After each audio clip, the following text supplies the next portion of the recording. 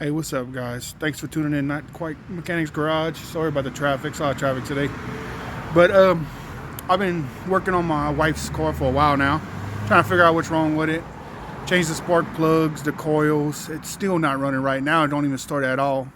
So I'm starting to think that it's the crankshaft position sensor. It's not pulling up as a code or anything, and it could be the fuel. Oh my god. Anyway, I'm gonna check and see because it has fuel going into the oil, so it's either one of those. I'm gonna try to figure it out, but I'll catch y'all whenever I get the car jacked up and everything. I'll see y'all then. Well, I'm back.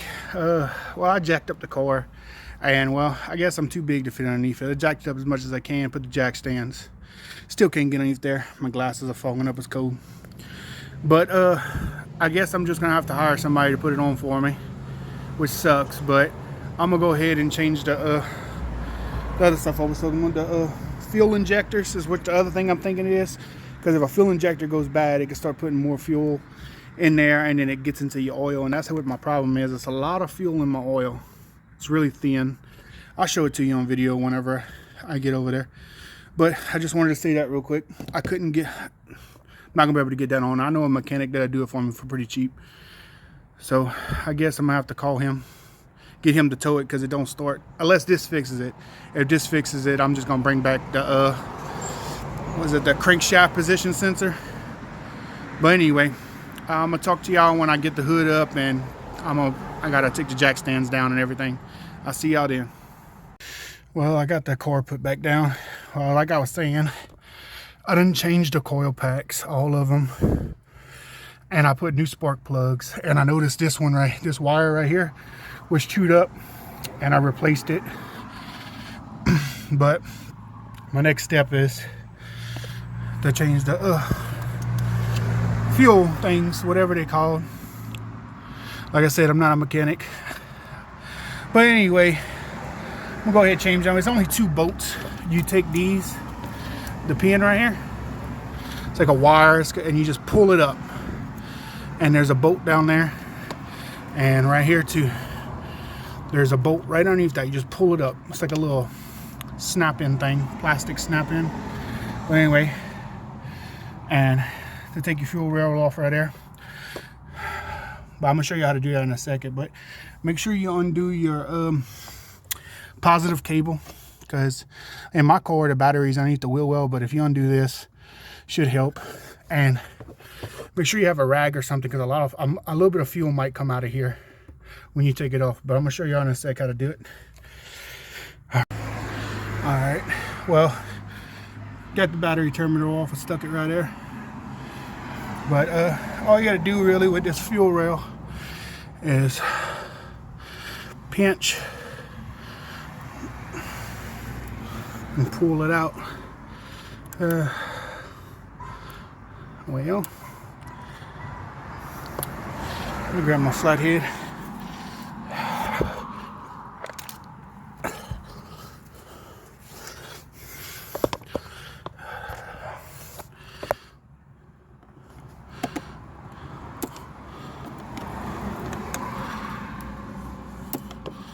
There we go.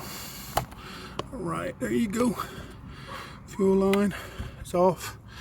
Like I said, there's a little piece right here and a little piece that hangs out. Just pinch it and try to pull it out. Sometimes you can't. Just use a flathead to push it out.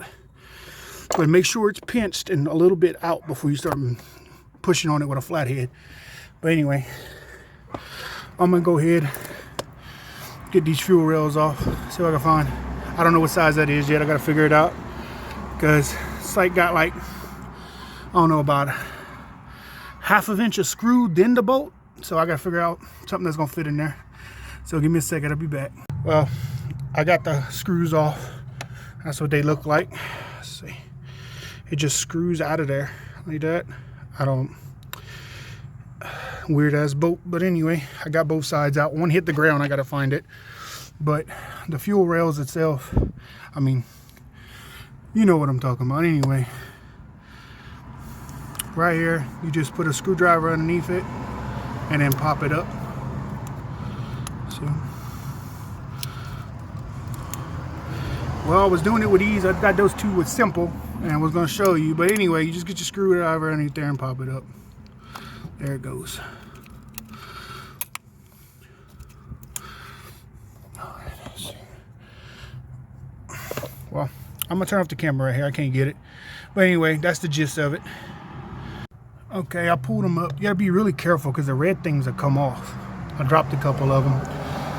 But anyway, right here, there's a button right on front of it. When you lift up the red thing, you can push this button to lift it up out of there. But see right here, I got the red thing lifted. Push the button, wiggle it.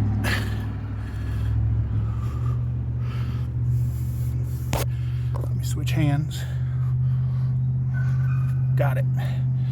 See, right there's a little button. It's black. All right.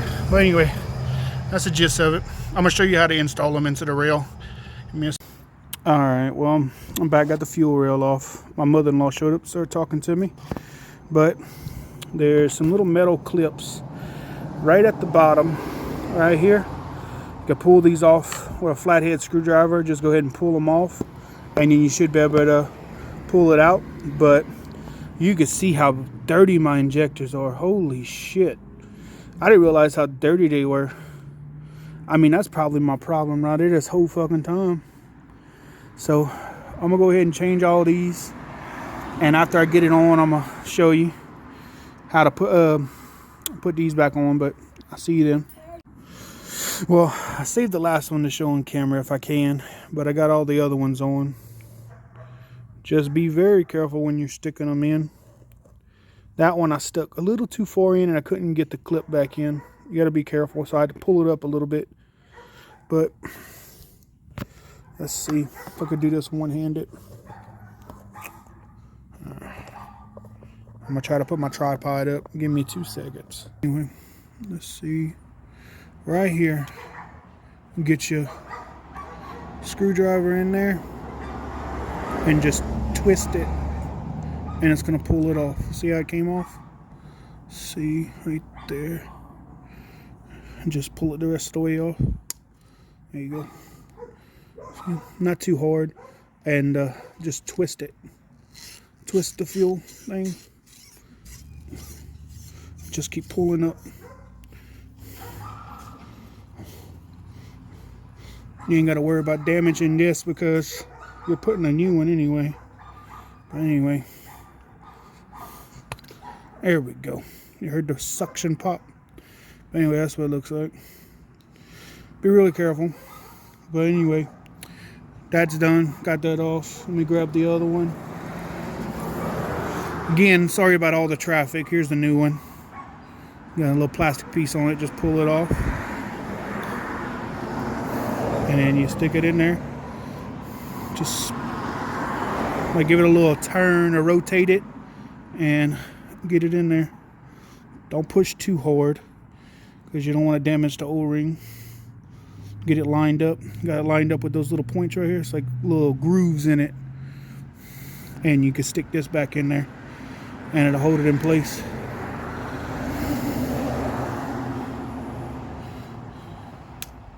There it goes. It clicked in. There you go. Fuel rail is all mounted up and good to go. I'll see y'all when I get back over there to put it in. Fuel rail goes back into those holes right there. Just smash them on in. Don't push too hard, you might damage it. But that's it. All I gotta do is push it in there. I'm gonna show you when I get it in. All right, I got the fuel rail screwed back down.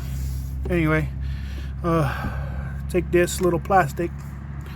My hand get out the way. It's like a white plastic thing. Just stick it back on the screw, and it snaps in. And there goes my wrench. Same thing with over here. Stick it back on the screw. Boom. And then you put your fuel rails back on.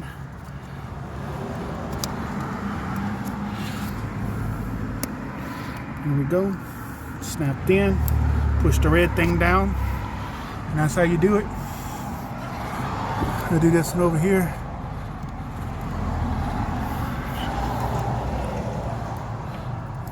Push it all the way in, it snaps, and then put your red thing down. not coming up. I'm gonna do the other two off camera because I pulled the red things all the way out, but that's the gist of it. I'll catch y'all in a second. Well, I got the other ones in. It was actually really easy to snap them back in. They just pushed right back in and they're clipped. They're not coming off. So I think we're good. And put my fuel rail back on, stick it on there, and then make sure the green is even with the hole, and then snap it right on in.